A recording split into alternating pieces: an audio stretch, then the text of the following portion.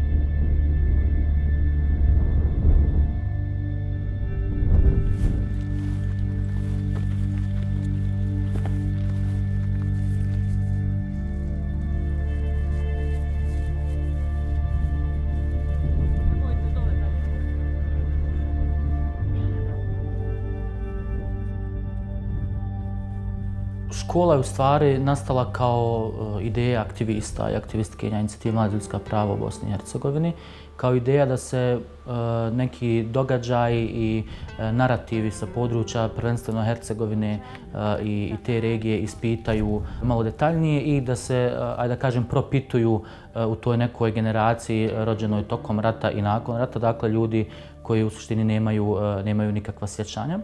Koncept koji je tada osmišljen je u stvari nije bio na onom klasičnom nivou ljetnih škola gdje vi imate iskusne predavače, ljude koji su vršili istraživanja na određene teme i slično, već u stvari idemo u lokalne zajednice i razgovaramo direktno sa ljudima koji žive u toj zajednici, koji su ili bili učesnici nekih dešavanja u proteklom ratu ili su iz one generacije na koju su se sjećanje iz Drugog svjetskog rata prenosili kroz te narative s generacije na generaciju.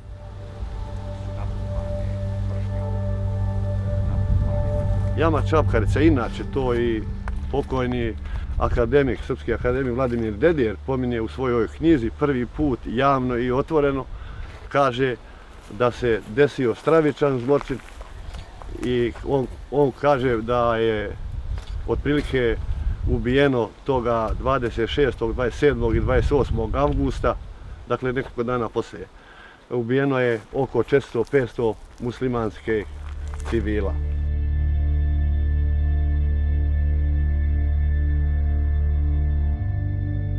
Škola drugačijih sjećanja je zapravo namijenjena prvenstveno tim generacijama rođenim 90. pa na ovamo. Zamišljena je prvenstveno sa fokusom na Hercegovinu i na neki način da poveže ono što se događalo u Drugom svjetskom ratu na prostoru Hercegovine sa onim što se događalo u posljednjem ratu. Tokom ovakvih programa istražujemo i događaje iz Drugog svjetskog rata. Da vidimo u suštini kako, kada vi jednostavno odlučite da ne pričate javno o nečemu, kako se to u stvari nakon nekog perioda od 40 do 50 godina ponovo vama vrati kao bumerang iz razloga što eto vi ste odlučili da bolje je da šutimo, u suštini niko ne šuti o tome. Te priče ostaju dakle u sjećanju unutar jedne zajednice koja ne mora nužno biti ni etnička zajednica, to može biti lokalna zajednica, geografska zajednica i slično.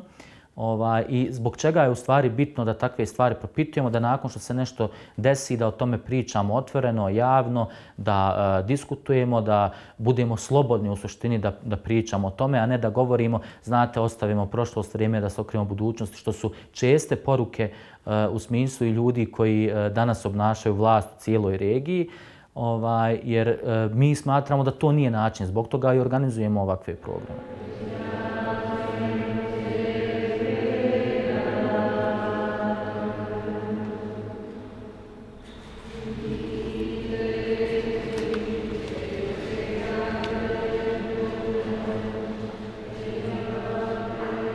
Ovdje vam je ploča sa popisom fratara koji su pobijeni iz samostana 1945. godine, s tim da ih je 12, znači, kako sam napomenula, 7. veljače 1945. ubijeno tu. Pokazat ću vam mjesto gdje su oni ubijeni.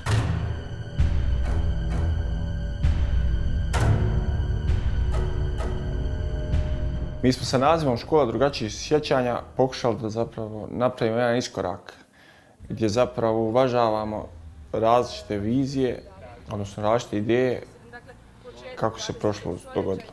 I u tom kontekstu onda govorimo zapravo o sudaru činjenica i onoga kako neko doživljava prošlost.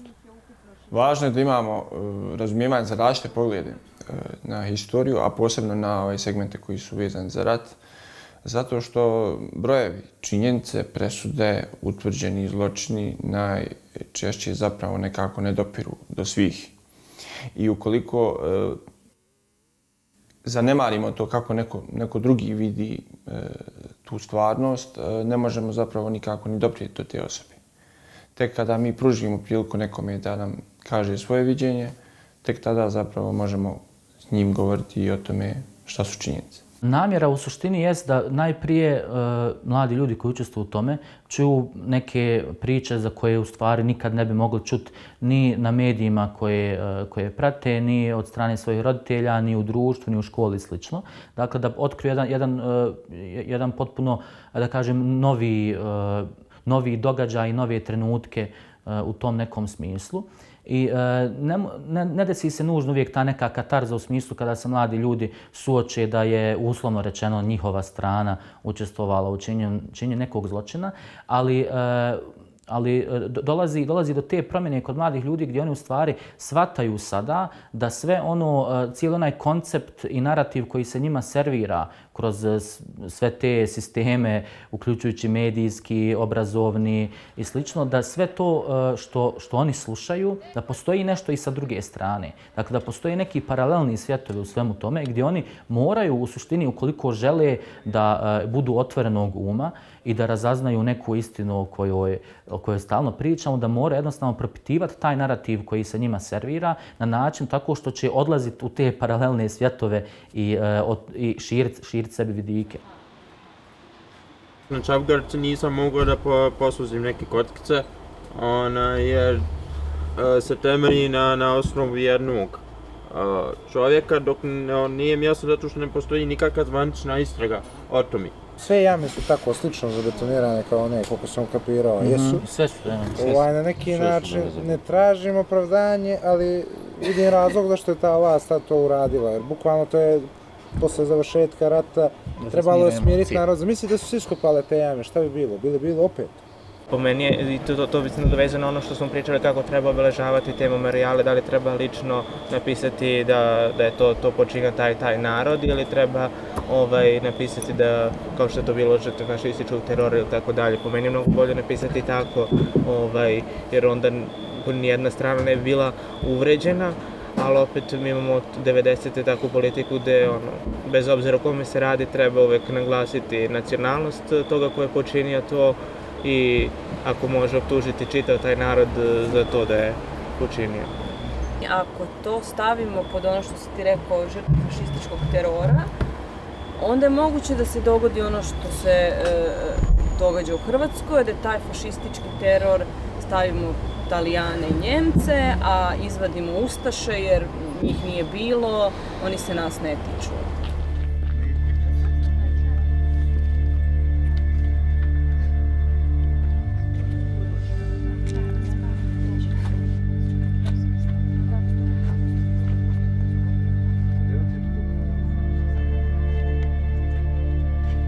Vidite da je ovaj spomenik objedinjen u 2 rata protekla. Znači, Drugi svjetski rat i ovaj prethodni rat. Sad, igrom slučaja, Baksus selo ili nije Baksus selo, ali se desio, znači, zločin se desio i 43. i 93.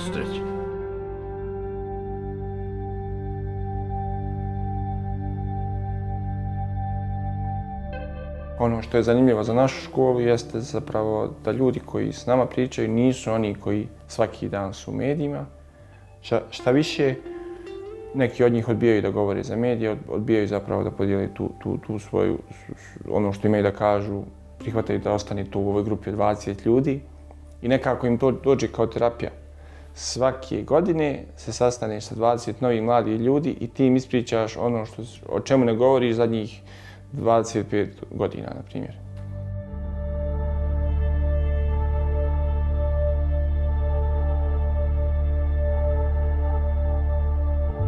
Nalazimo se ispred objekta Koštana bolnica. Koštana bolnica je sagrađena otprilike prije nekih 140 godina. Služila je svojoj svrsi. Tada, znači, bila je za liječenje tih koštano-zglobnih oboljenja. Bila je u funkciji to i sve do 1993. godine. Do tada su se, znači, ovdje te kosti pravile, a od 1993. pa nadalje su se lomile. Znači, to je jedna stvarnost koja se dešavala ovdje.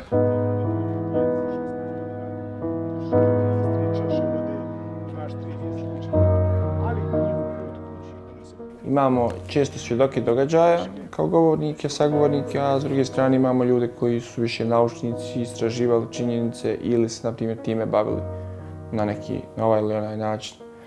I uvijek veći dojam na učesnike ostavlja direktna priča.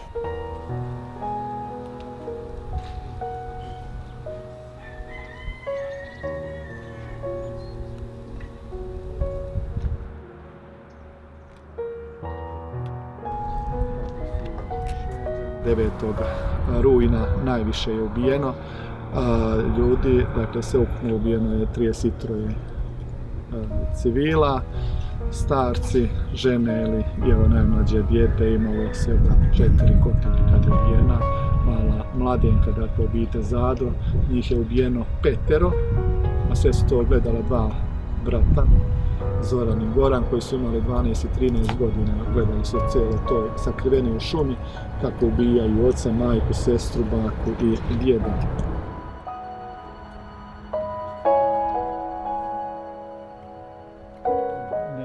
Mislim da je suočavanje s prošlošću itekako važan proces. Bez obzira jesmo li mi sudjelovali u tome ili smo generacije koje je došle iza toga. I baš zato što nemamo takve iskustva, mislim da bismo trebali ih skupljati od onih koji su ih proživjeli. Skupljati ih na način da jednog dana mi možemo odlučiti ako do sukoba dođe, želimo li i na koji način u njima sudjelovati.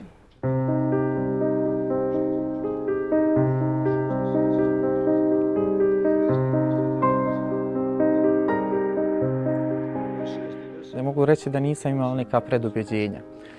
Međutim, nakon ovih 5 dana shvatam da najteže je u svemu biti žrtva. Mislim da prije svega bilo ko u Bosni i Hercegovini koji ima neko predubjeđenje treba da porazmisli a šta bi bilo da sam ja bio ta žrtva. Šta bi bilo da je onaj koji je pripadnik mog naroda ili možda moj brat krenuo na mene samo zato jer sam ja drugog imena ili druge nacije.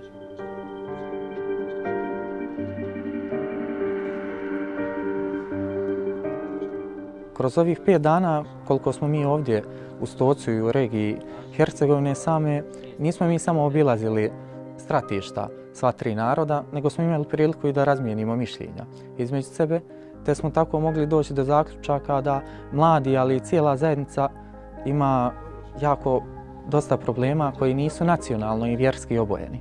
I da shvatimo da ne možemo jedni bez drugih. Da shvatimo da kroz razgovor, kroz priznanje toga ko je učinio zločin, odnosno kroz imenovanje zločinaca, a ne upiranjem prsta u jednu manju ili veću nacionalnu skupinu na određenom području, možemo doći do sveopšteg dobra.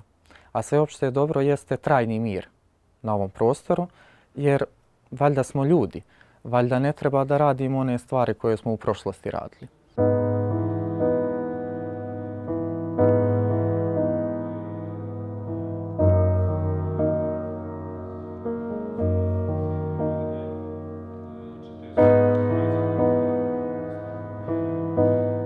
Generalno ono što ja mislim o suočavanju s prošlošću jeste da se ja ne trebam suočiti ni s čim jer sam se rodila nekako odmah poslije rata. Ali smatram da trebamo govoriti o ratnim dejstvima na području Bosne i Hercegovine i trebamo pričati o prošlosti koja se desila iz razloga što samo ako budemo pričali o tim stvarima, te stvari se možda nikad neće ponoviti. Ja prva nisam znala za ove događaje i iz tog sam se razloga i prijavila na ovu školu. Isto tako smatram da mnoge moje kolege nemaju zapravo pojma ništa o ovome i smatram da će im ovo dosta značiti ukoliko ja prenesem u pravom obliku ono što sam saznala, a saznala sam dosta o narativu stanovništva i lokalne zajednice u ovim gradovima.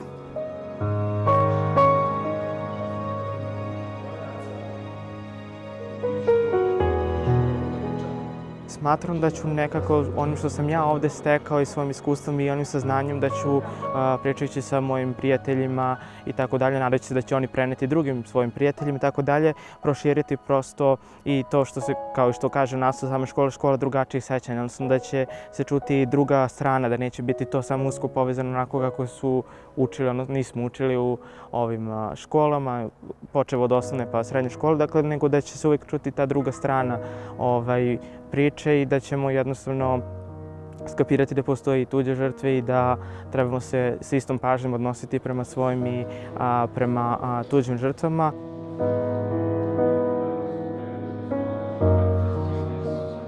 Taj proces suočavanja sa prošlošću je veoma bitan. Prosto da bismo bilo šta učinili u budućnosti i dalje ostavili, dakle, mlađim generacijama da se tim bavimo, prosto moramo da rešimo to što se desilo, odnosno da znamo istinu o tome, da osudimo jasno ono što se desilo, zločini bez obzira koja je strana činila i bilo šta. I to je jako bitno, a pogotovo bi trebali da se bavimo time mi mladi koji nismo preživeli, nismo uopšte živeli u tom periodu rata ili smo rođeni nakon rata.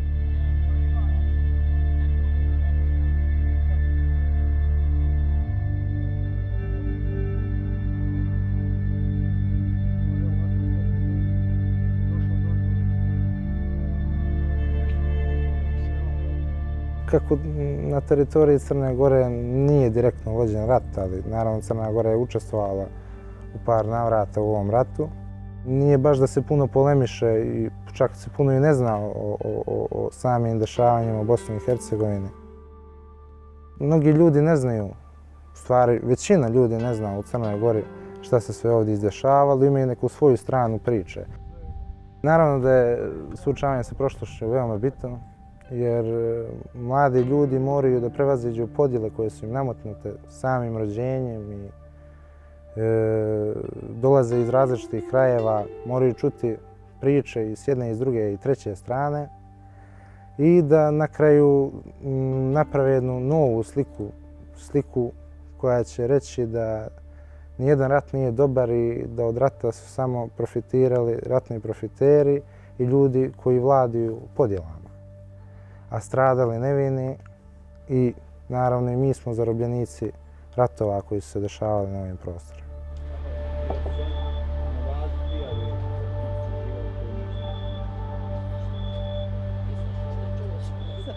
Moja percepcija priče, one iste o onom ratu o kojem on priča je za 180 stepeni totalno drugačija. Jer imam i familiju koja je prošla kroz te logore, koje je on opisivao kao hotele ili nešto slično.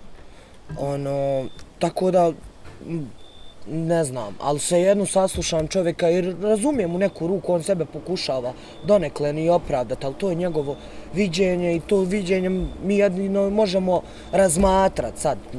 Niko ovdje ne želi da prihvati to viđenje, što je u redu.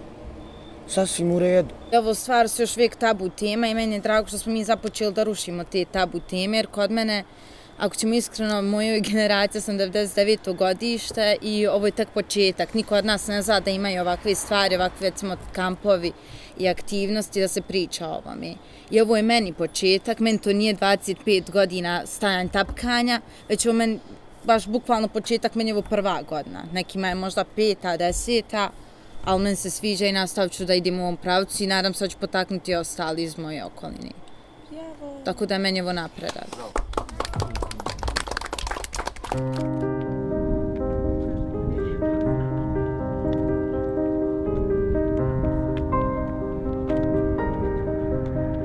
Jednostavno, bez suočavanja s prošlošću, bez pomicanja tog nekog status quo u ovoj sredini nema napretka. Dok se ne riješe neke stvari, dok se o nekim stvarima ne bude javno pričalo, i ne postanu nešto željno, nešto što je potrebno za priču, potrebno društvu, mislim da nema napretka za jednu ovakvu malu sredinu i to je neki kamen temeljac na kojem bi se svi budući odnosi, a i samo razvijanje u svim sferama života grada trebalo bazirati, jer jednostavno u današnjem Stocu taj temelj koči, ne dozvoljava Stocu da se obnovi, ne dozvoljava Stocu da se ponovo izgradi, da dođe do onog sjaja koji je nekad imao.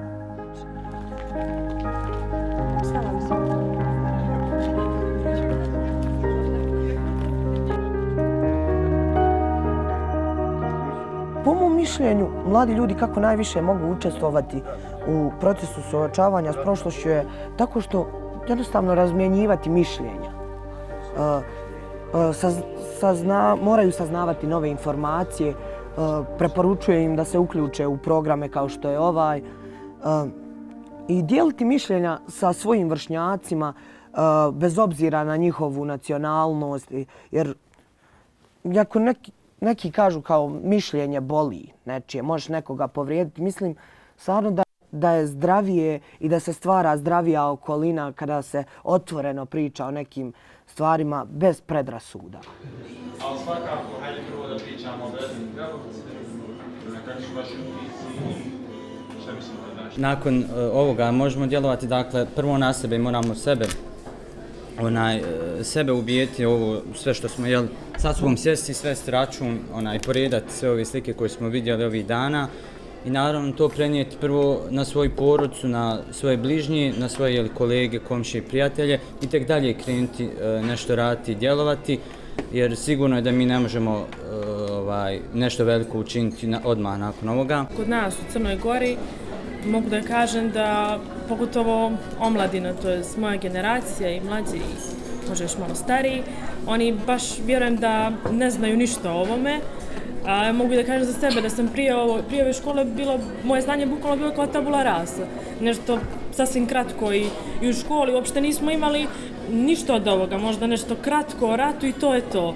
I kroz ovu školu mogu da kažem da sam baš stekla dosta znanja, puno informacija o ovome i naravno rado ću to podijeliti sa prijateljima, komšijama, društvom. Ja sam došla isto ovdje ne znajući apsolutno, znam neku priču o ratu i znam to nešto površno, ali mislim da se ne priča o tome uopšte ovako detaljno i na ovaj način. I ono što se servira je nešto površno i mislim da se te teme nekako izbjegavaju i te informacije koje dolaze do nas su nedovoljne i ako želimo da znamo o tim dešavanjima koja se dešavalo ovdje, mislim da mora se osoba sama posvetiti, a ne neko ko će doći pričati o tome, tako da mislim da generalno se malo zna.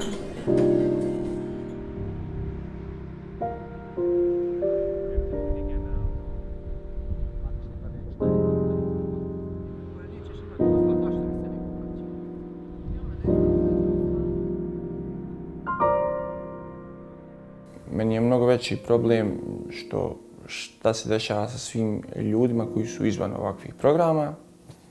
Jer šta znači izdvojiti 20 ljudi iz jedne generacije, dovesti u Stolac, a na hiljade njih neće ništa ni saznati. Konačni cilj u smislu onoga što je usmjereno prema učesnicima je upravo da oni kad se vrate u svoju lokalnu zajednicu ne nužno da pričaju o događajima o kojima su sad čuli tokom škole, već da ispituju šta se to u njihovoj lokalnoj zajednici dešavalo u prošlosti i da pokušaju dakle da razbijaju eventualno te neke narative koji vladaju u njihovoj okolini. Moramo zapravo da otvorimo neke, nisu to traume, to je neka sekundarna trauma, da otvorimo teme o kojima roditelji neće da pričaju. Jer ne znači ništa meni da u školi učim ono što nekako mogu čuti kući. Škola mi služi da mi ispriča ono što mi roditelj neće reći.